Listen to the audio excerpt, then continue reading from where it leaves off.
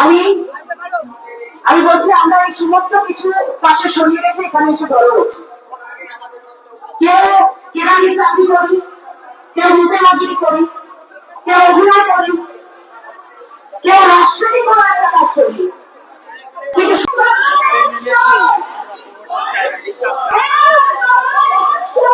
আমরা দেখছি আশেপাশে যা হচ্ছে, এত পলিটিক্যাল ব্যাপার হয়ে যাচ্ছে, টিএমসি বিজেপি, আমরা কিচ্ছু চাই না, কারণ আমরা জানি যে একজন চললে আরেকজন আসলে সেই একই ঘটনা ঘটবে।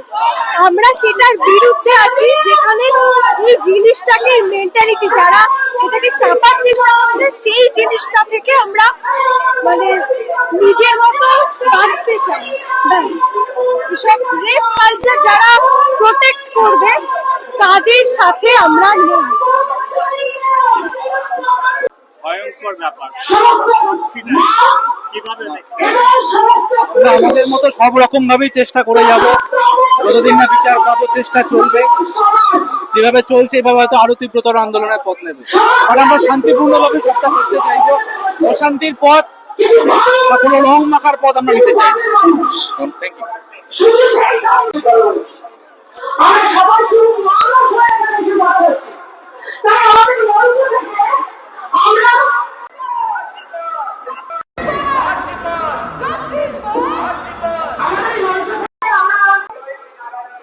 সমস্ত মহিলা, সমস্ত শিশু, সমস্ত কি বলবেন আজকে এত বড় মিছিল হলো, সবাই নেমে এসে কলকাতা তাই তো আসা উচিত।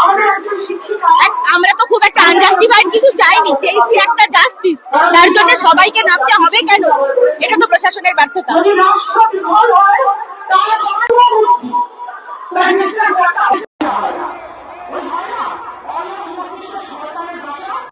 এটা বলে না যারা নাশ করে না ওই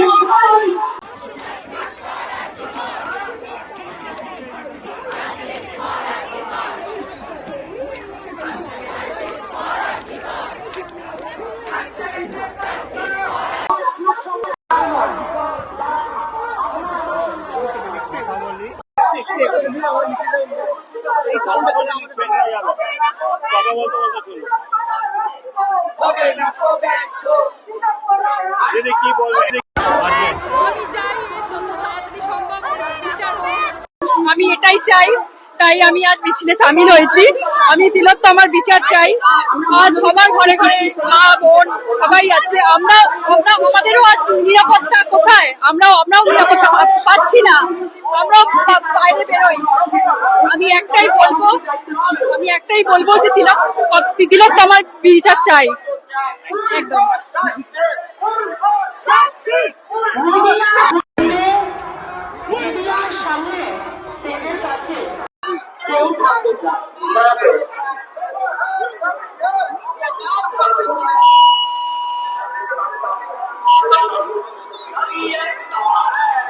মিডিয়ার সামনে আপনিও ঢুকবেন না। আমাদের ভলেন্টিয়াররা তোমাদেরকে বলছি, তোমরা একটু বাকি সবাইকে একটু কন্ট্যাক্ট করো, একটু বুঝিয়ে দাও যাতে মিডিয়ার সামনে না আসে।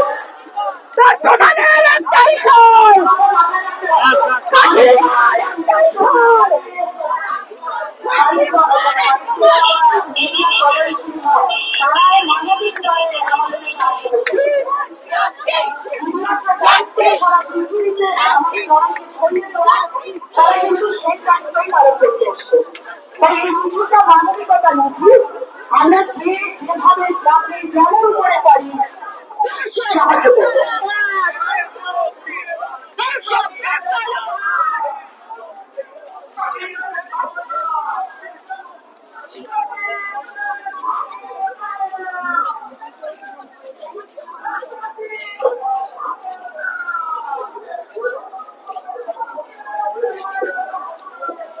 আমি আমার ভলেন্টিয়ারদেরকে অনুরোধ করছি, আর কি জানাচ্ছি,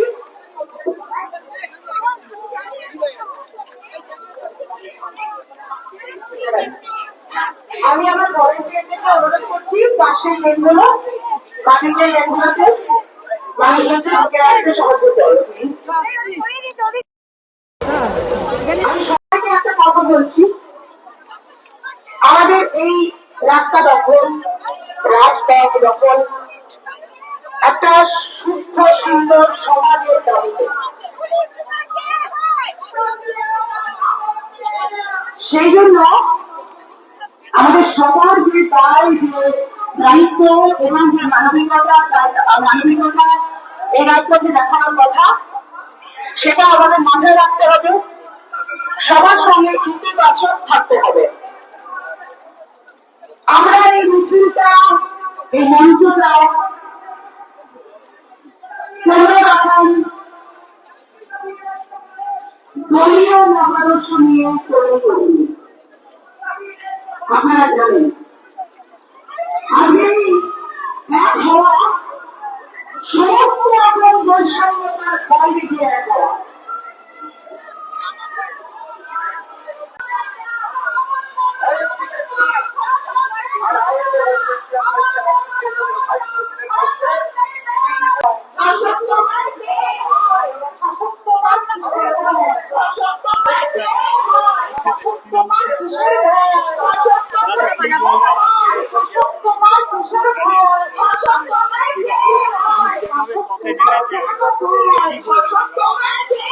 আমি খুবই আশাবাদী।